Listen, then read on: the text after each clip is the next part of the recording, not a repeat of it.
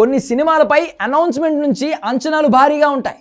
అలా ఎందుకంటే ప్రత్యేకంగా కారణాలు చెప్పలేం, కానీ అంచనాలు మాత్రం నెక్స్ట్ లెవెల్లో ఉంటాయి. ఉదాహరణకు ఓజీ సినిమానే తీసుకోండి.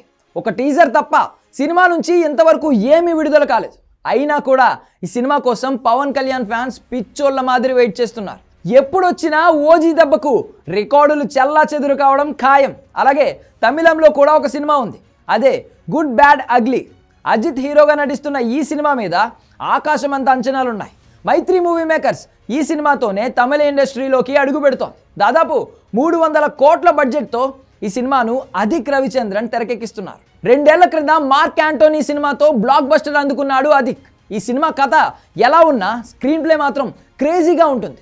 ఇలాంటి స్క్రీన్ ప్లే అజిత్ లాంటి హీరోకు పడితే ఒక్క రికార్డ్ కూడా మిగలదు. సరిగ్గా అలాంటి సమయంలోనే అజిత్ కోసం గుడ్ బ్యాడ్ అగ్లీ కథ రాశాడు అదిక్. విడముయార్చి సినిమాతో పాటు దీనికి కూడా ఒకేసారి డేట్స్ ఇచ్చాడు అజిత్. అయితే ఏ రోజు కూడా విడముయార్చి సినిమా మీద అంచనాలు లేవు. అనుకున్నట్టుగానే ఈ సినిమా వచ్చింది వెళ్ళింది, కానీ వచ్చి వెళ్ళినట్టు కూడా ఆడియన్స్కి ఐడియా లేదు. అజిత్ ఫ్యాన్స్ చూపులన్నీ గుడ్ బ్యాడ్ అగ్లీ సినిమా మీదే ఉన్నాయి. తాజాగా ఈ సినిమా టీజర్ విడుదలైంది. అది చూస్తుంటే ఫ్యాన్స్కి ఎందుకు ఈ సినిమా గురించి అంతగా వెయిట్ చేస్తున్నారు అనే విషయం ఈజీగానే అర్థమవుతోంది.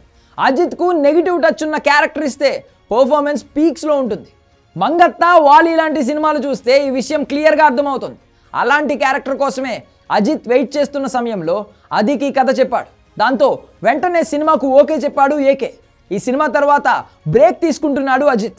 తన కార్ రేసింగ్ కోసం సినిమాలకు బ్రేక్ ఇవ్వాలని ఫిక్స్ అయిపోయాడు.